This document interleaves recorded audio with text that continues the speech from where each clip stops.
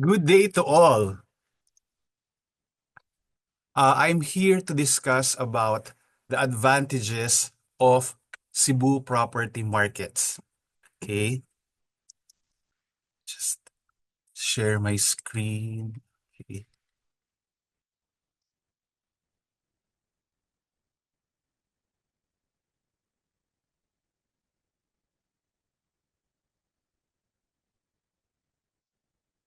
Okay, can you now see my screen? Okay. I am privileged to share with you the Cebu property market updates as compiled by Colliers Philippines. Let me ask you an important question.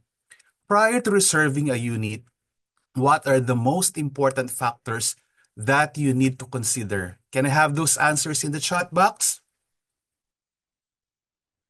Well, some of you will answer, I want to have the most affordable price per square meter. Some may want to know the background of the developer and, of course, the location of the project. Is it strategic or is it accessible? Sometimes, no matter how pricey the unit is, we still buy it because the location is very prime. So today, I shall give you an overview of some figures and facts you need to know about the Philippines and, of course, Cebu in general. Let's get down to business. According to the Philippine Statistics Authority, the GDP growth for the second quarter of 2024 was at 3.2% and 5.2% in the third quarter of 2024. The Philippine economic growth is expected to accelerate this year and in 2026, making the country one of the strongest performers among Southeast Asian economies. A report based from the United Nations Department of Economic and Social Affairs. In the World Economic Situation and Prospects Report for 2025, the UN projects that the Philippine economic growth to accelerate to 6.1% this year. Economic growth is forecast to further go up to 6.2% in 2026. According to the report of the Bangko Sentral ng Pilipinas last November 2024, the personal remittances from our dear overseas Filipino investors grew by 3.3% year-on-year to $3.34 billion in September 2024. Now, let's move forward to the visitors' arrival. Topping the list of the Department of Tourism are the South Koreans with 1,078,000 visitors in 2024. I remember during our Cebu trip last December, there were tons of Koreans roaming around the streets of Cebu. And not only that, when I went to Oslo for some water activities with the whale sharks, again, I saw not just Koreans but also foreign tourists from Europe, USA, and some from our neighboring countries. The Philippines is indeed blessed with moderate tropical climate. That's why tourists enjoy visiting and staying in our country, plus of course the lower cost of living here and the warmth of the Filipino people. Aside from our natural wonders, medical tourism is another reason why foreigners flock to the Philippines. The Philippines is setting its sights on becoming a regional hub for health and wellness tourism, with the Department of Tourism aiming to welcome up to 1 million medical tourists in the coming years. This ambitious target comes as the country seeks to capitalize on its competitive pricing, quality healthcare facilities, skilled healthcare workers, and renowned Philippine hospitality. As of October 2024, the Philippines welcomes around 250,000 health and wellness tourists annually. These visitors come for a variety of reasons, including medical treatments, dental care, and wellness retreats at our world-class and relaxing spas.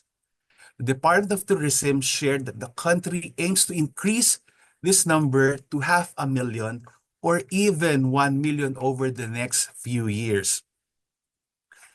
Philippine tourism sector continues to recover with growing local and foreign tourists occupying and staying in some hotels across major destinations in the Philippines.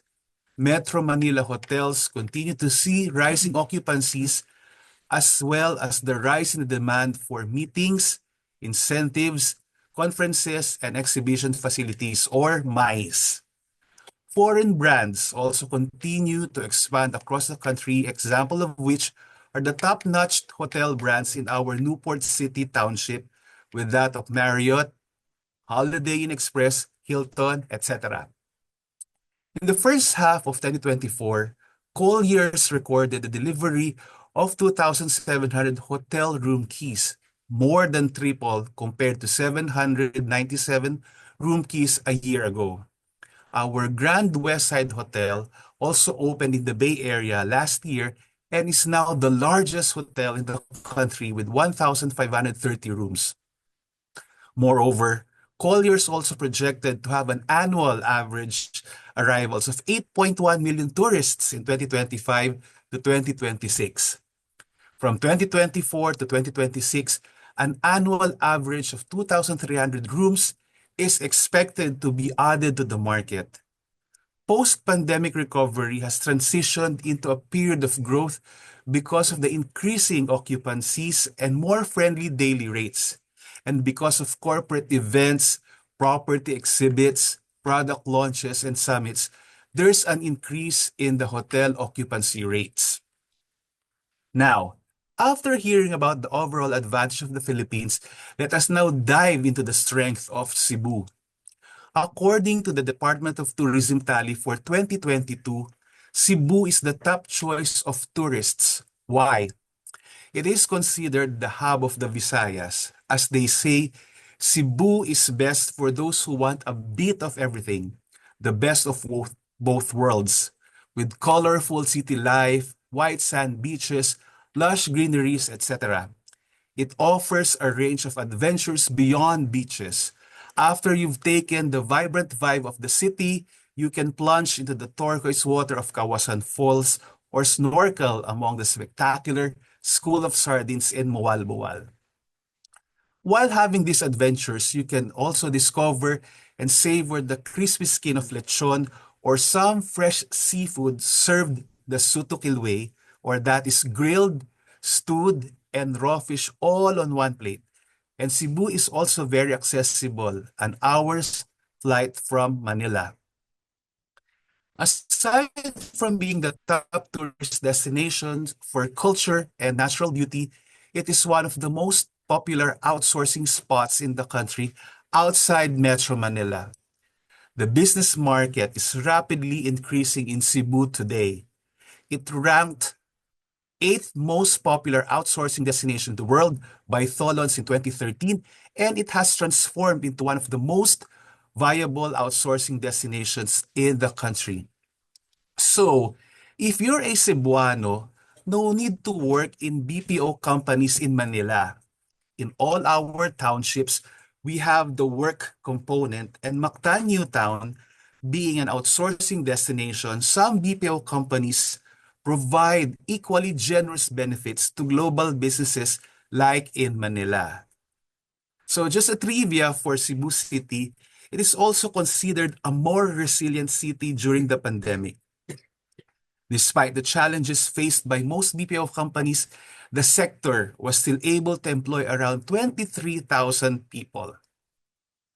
And according to Numbeo, which is a crowdsourced outline database of cost of living, real property prices, and quality of life statistics, the cost of living, including rent in Cebu, is 6.5% lower than in Manila. Rent prices in Cebu are 45.2% lower than in Manila, and restaurant prices in Cebu are 19.1% lower than in Manila. Now, let's talk about the many infrastructure projects in Cebu. Central Visayas, where Cebu lies, has become the region with the second highest number of construction projects in 2019. And according to the Philippine Statistics Authority, it had completed 5,000 plus construction projects as of the end of the second quarter of 2019. Locals saw the development of roads and highways in the province. In April 2022, the Cebu-Cordova Link Expressways was opened. This made traveling easier between mainland Cebu and Mactan Island. And since our township is in Mactan, we shall also benefit. Aside from the CCLEX, there is also the Cebu Bus Rapid Transit System, which is a mass transit system under construction in Cebu City. It is expected to become the first operational bus rapid transit project in the Philippines to be fully operational by the second quarter of 2025. According to the Department of Transportation, it can serve 60,000 passengers in a day for the first year of operations, and 83 buses will ply the Cebu Bus Rapid Transit routes. There is also provision to extend the Cebu Bus Rapid Transit system into the other cities and municipalities of the province of Cebu. Previously, there were only two bridges connecting the islands. Then came CCLEX in 2022. Now, the fourth Cebu Mactan Bridge. This is designed to link Mandaue City and Lapu-Lapu City more efficiently. The bridge and its complementary coastal road project aim to deliver faster routes and better traffic flow. It will also include interchanges and intersections designed to optimize traffic flow. Now, this is a proposed bridge which will connect the island provinces of Cebu and Bohol and is estimated to be around 90 billion pesos. So from the previous ferry ride from Cebu to Bohol, it will be via this proposed bridge. This will save on travel time. Now, after discussing the infrastructure projects, we'll talk about the different PEZA projects in Lapu-Lapu City. The aim of the Philippine Economic Zone Authority is to make Lapu-Lapu City the island paradise of investment opportunities in the Philippines. As of date, there are 6 eco-zones in Lapu-Lapu City, one of which is our very own Mactan Newtown.